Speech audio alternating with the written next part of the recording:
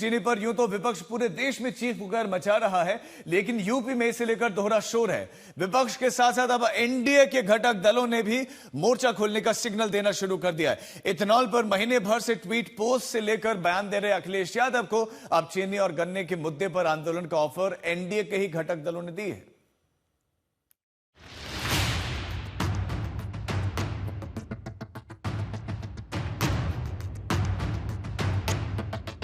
UP की सियासत में चर्चाएं चीनी का शोर कुछ ऐसा मचा है कि विपक्ष कभी दिल्ली को कोसता है, कभी लखनऊ पर आंखें लाल करता है, कभी इथेनॉल के कारोबार पर सवाल उठाता है, तो कभी गन्ना किसानों के मुद्दे पर नाराजगी जताता है। वजह यह है कि अभी तो सावन गुजरा है, पूरा त्योहारी सीजन आगे पड़ा है और जो चीनी 20 जुलाई को 48 रुपए किलो बिक रही थी, 20 अगस्त को 55 रुपए किलो हो चुकी थी और 24 अगस्त तक उसकी कीमत 62 रुपए किलो हो गई है। यानी करीब 15% महीने की रफ्तार से चीनी चढ़ रही है। दिल्ली से लेकर लखनऊ में अखिलेश यादव लगातार सवाल उठा रहे हैं कि मोदी सरकार ने पेट्रोल में इथेनॉल की मिलावट के चक्कर में देश की मिठास को महंगाई की आग में झोंक दिया है। जिस चीज से चीनी बननी चाहिए, जब उसको आप गाड़ी में डालना शुरू कर दोगे तो ये देश का क्या बनेगा। आपदा में अवसर ढूंढना पहला इनका धंधा था। अब आपदा पैदा करके अपने मित्रों के लिए अवसर तलाश करना इनका नया सगर है।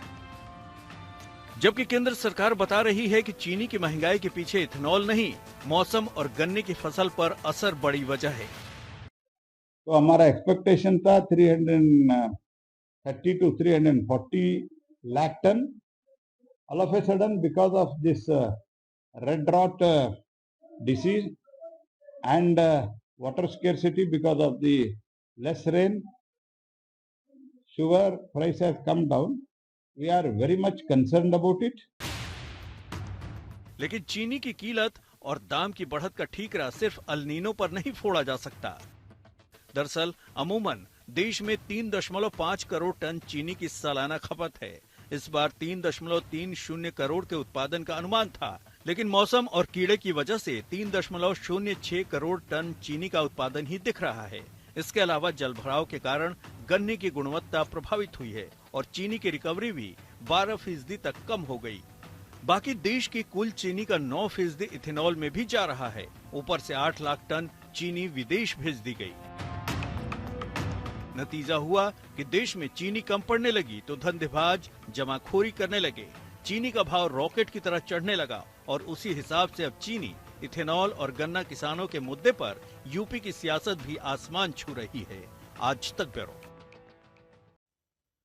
और जैसे ही चीनी महंगी होना शुरू हुई, उत्तर प्रदेश में चीनी के मुद्दे की सियासत गन्ने तक पहुंच गए। एक तरफ अखिलेश यादव और कांग्रेस चीनी के बढ़ते दामों पर सवाल उठा रही थी, दूसरी ओर एनडीए में शामिल ओम प्रकाश राजभर की पार्टी गन्ना किसानों के मुद्दे पर अखिलेश यादव को आंदोलन करने का ऑफर पेश कर रही थी। गन्ना किसानों और इथेनॉल के मुद्दे पर अखिलेश यादव सियासी सवाल लगातार उठा रहे हैं, लेकिन अब राजभर की पार्टी ने ऑफर दिया है कि अगर अखिलेश यादव चीनी की महंगाई और गन्ना किसानों के मुद्दे को लेकर आंदोलन करते हैं तो राजभर की पार्टी उनका साथ देगी। कि विपक्ष अगर सर्वाधिक सीटें जीती हैं, अगर जनता पर उनको विश्वास है तो जनता के साथ खड़े होकर के चीनी का रेट जो बढ़ा है उस पे आंदोलन करना चाहिए। सत्ता को जो है ये नहीं दिखाई पड़ता है कि पब्लिक पर बोझ है, विपक्ष देखे, आपका कहना ये है? नहीं, सत्ता तो देख ही रहा है, हम भी तो सत्ता में हैं। तो हम तो कह रहे हैं ना कि आंदोलन करिए ना, हम तो साथ खड़े हैं। विपक्ष को कह रहे हो कि आंदोलन अरे भाई एकदम करेंगे। 1 तारीख को मैंने प्रदेश की बैठक बुला रखी है और बुला करके जो चीनी का रेट बढ़ा हुआ है उस पे कैसे हम आंदोलन करेंगे, किस प्रकार का आंदोलन करेंगे, इसका निर्णय लेंगे। मैं आपके माध्यम से कहना चाहता हूं कि माननीय अखिलेश यादव जी, आप आंदोलन करिए, हम आपके साथ। ये पहला मौका नहीं जब अखिलेश यादव पर ताबड़तोड़ सोशल अटैक कर रही राजभर की पार्टी ने उन्हें ब्रीदिंग ऑफर दिया हो। इससे पहले आरक्षण की मांग को लेकर भी राजभर की पार्टी सड़क पर उतरने के लिए तैयार हो चुकी थी। हालांकि अरविंद राजभर ने यह भी कहा कि वो एनडीए में हैं और एनडीए में ही रहेंगे। उधर राजभर के पिता कह रहे हैं कि मंत्री तो सरकार के साथ हैं, बेटे पार्टी चला रहे हैं, आंदोलन कर लें। आपके बेटे ही कह रहे हैं कि सड़क पे आ जाएंगे चीनी का रेट अब संगठन वो लोग चलाते हैं तो संगठन, हम सरकार चलाते हैं। प्रदेश अध्यक्ष तो आप ही हैं, राष्ट्रीय अध्यक्ष है बल्कि पार्टी, राष्ट्रीय अध्यक्ष है पार्टी का। तो सरकार हम चला रहे हैं ना, संगठन हम नहीं चलाते। ये सही है, आप सरकार की तरफ से बयान कुछ और देंगे आपके। भाई हम सरकार में हैं तो सरकार का काम हम करें, वो लोग संगठन में हैं तो संगठन का काम कर रहे हैं। तो आप जिस पार्टी के राष्ट्रीय अध्यक्ष हैं वही पार्टी धरने पर बैठ जाएगी और आप सरकार का पक्ष लिए मैदान में रहेंगे? बिल्कुल रहेंगे, हम सरकार के साथ हैं।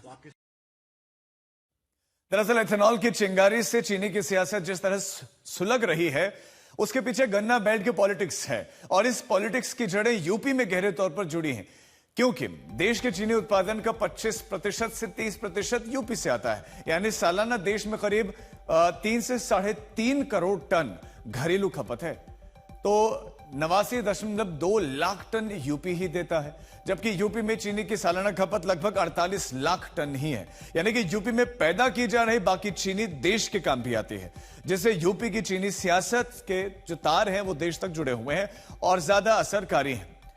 और वोट के लिहाज से अगर समझें तो इसका असर कुछ ऐसा है कि यूपी के कुल 2,85,00,000 पंजीकृत किसानों में 22% तक गन्ना किसान हैं, जिनकी आबादी 50 से 60 लाख है। यानी पारिवारिक वोट में अगर बदल दें तो अनुमान के हिसाब से लगभग 2.5 करोड़ वोट, और गन्ना से जुड़े खेत मिल कारोबार से जुड़े हुए लोगों को भी अगर इसमें जोड़ दिया जाए तो 2 करोड़ करीब और वोटर्स हैं।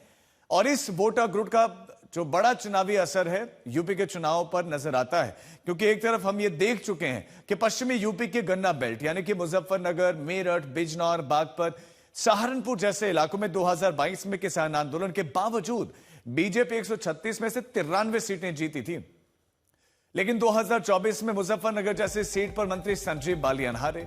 सहारनपुर, कैराना, मुजफ्फरनगर, मुरादाबाद, संभल जैसे जिलों में भी गठबंधन इंडिया ने बाजी मार ली, जबकि जयंत चौधरी जैसे किसानों की राजनीति करने वाले दल भी बीजेपी के साथ थे।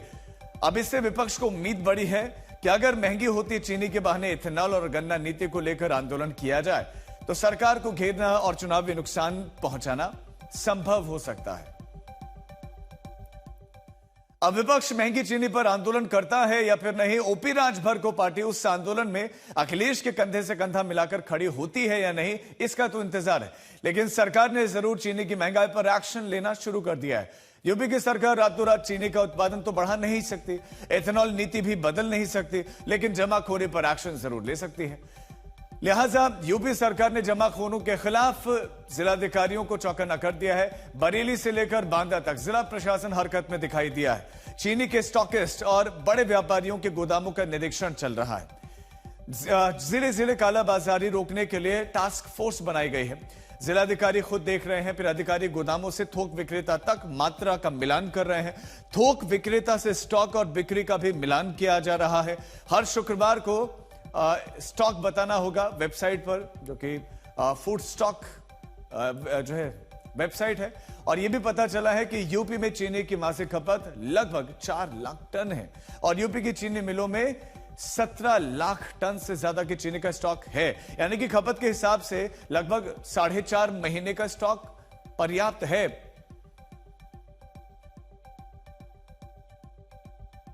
माननीय मुख्य सचिव महोदय, उत्तर प्रदेश सरकार का और जिलाधिकारी महोदय की यूपी के क्रम की आज बांदा में 3 स्टॉक होल्डर्स को हमने चेक किया, उनके स्टॉक को देखा गया।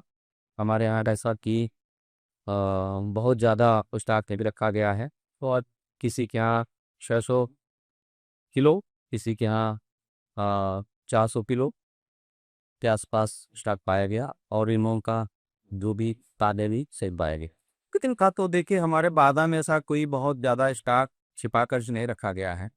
दाम कैसे बढ़ रहा है ये अभी इसका कोई बहुत ज़्यादा असर तो नहीं दिख रहा है, लेकिन ऐसा दुकानदारों द्वारा ऐसा बताया गया कि इनको ऊपर से ही जहाँ से माल ये लोग ले आए हैं वहीं कुछ इनको रेट बढ़ करके भी है। चीनी के दाम जिस तरह से बढ़ रहे हैं, उत्तर प्रदेश सरकार किस तरह से उसको नियंत्रित करेगी? चीनी के अलावा प्याज वगैरह और भी बहुत सारी चीजों के जो चीजें कोई दाम बढ़ेंगे तो उनको नियंत्रित करने के लिए जो सरकार के द्वारा कदम उठाया जा सकता है उठाया जाए।